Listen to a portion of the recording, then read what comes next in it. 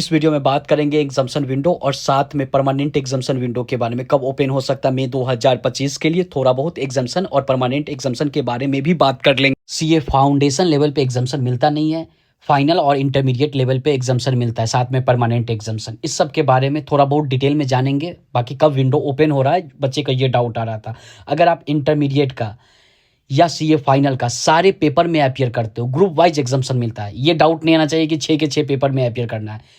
तो आप सारे पेपर में अपियर करते हो फिर भी ग्रुप पास नहीं कर पाते हो। जिस भी पेपर में 60 या उससे ज़्यादा मार्क्स आएगा आपको एग्जाम्शन मिल जाएगा, वो पेपर में लगातार 3 अटेम्प्ट के लिए। तो उसमें पासिंग यही होगा कि मान लेते हैं आपको 2 पेपर में एग्जाम्शन आ गया, एक पेपर में आप फेल कर गए हो, तो बचा हुआ एक पेपर लगातार 3 अटेम्प्ट में निकाल लोगे, अच्छी बात है। नहीं तो ये पासिंग रूल होगा कि जो भी एग्जाम्शन वाला मार्क्स लगा करके पेपर वाइज पास करने के लिए 40% और एग्रीगेट एग्जाम्शन वाला मार्क्स मिला करके 50% होना चाहिए। और हाँ, मैक्सिमम कोई भी ग्रुप में 2 पेपर में एग्जाम्शन आ सकता है, इंटरमीडिएट एंड फाइनल का।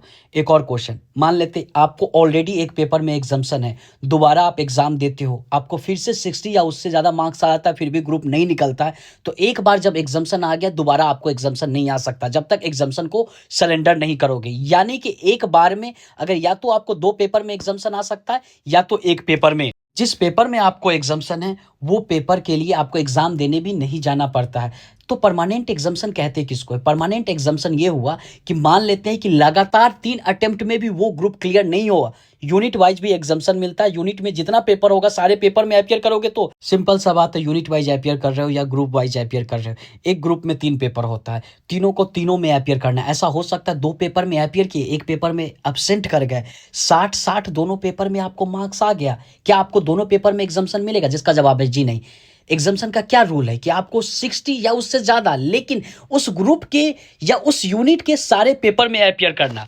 परमानेंट एग्जाम्शन क्या है कि लगातार 3 अटेम्प्ट में भी क्लियर नहीं हुआ तो आप अलग से परमानेंट एग्जाम्शन के लिए अप्लाई कर सकते हो। यानी कि एग्जाम्शन का लगातार 3 अटेम्प्ट तक बेनिफिट उठाइए, पास कर गए अच्छी बात है, नहीं पास किए उसके बाद परमानेंट एग्जाम्शन में अप्लाई करना होता है, पहले नहीं। यानी कि जिन बच्चों का सीए फाइनल नवंबर 2024 में एग्जाम्शन लैप्स्ड हो गया या जिन बच्चों का सीए इंटरमीडिएट जनवरी 2025 में एग्जाम्शन लैप्स्ड हो जाएगा, उनको अगर मई 2025 का एग्जाम देना है, एग्जाम डेट शीट आपके स्क्रीन पे शो कर, तो कोई कंपलसरी नहीं है कि अगर एग्जाम्शन लैप्स्ड हो गया तो उनको परमानेंट करवाना। लेकिन अगर वो परमानेंट करवा लेंगे, एक पेपर बचा होगा ग्रुप का या 2 पेपर बचा होगा, एग्जाम्शन वाले मार्क्स से कोई लेना देना है नहीं। जितना पेपर बचा होगा सारे पेपर में 50 नंबर मिनिमम चाहिए, 50 से कम होगा आप फेल कर जाओगे ग्रुप।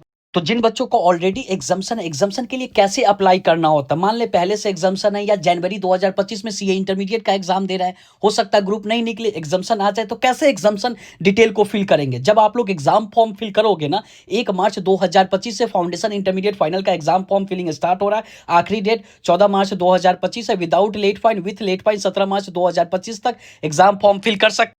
तो आप लोगों से पूछा जाए क्या आप लोगों को एग्जाम्शन है इंटरमीडिएट एंड फाइनल का फॉर्म फिल करोगे, तो यस लिखकर जैसे ही करोगे ना तो ऑटोमेटिक एग्जाम्शन डिटेल फिल होगा। नहीं तो एग्जाम्शन डिटेल को एग्जाम फॉर्म फिल करते समय बता दीजिए कैसे फिल करना है एग्जाम फॉर्म, वो वीडियो को देख लोगे तो आपको डाउट आएगा ही नहीं। तो ये सब बिना मतलब का क्वेश्चन हो गया, सिंपल सा बात है। तो परमानेंट करने के लिए क्या करना होगा? देखो बच्चों, अगर आप ये सोच रहे हो कि एग्जाम्शन जो एग्जाम फॉर्म फिल करते समय वहां पे हम लिख देंगे तो आपको क्या परमानेंट हो जाएगा, जिसका जवाब है जी नहीं। बहुत बड़ा मिस्टेक करने वाले हो।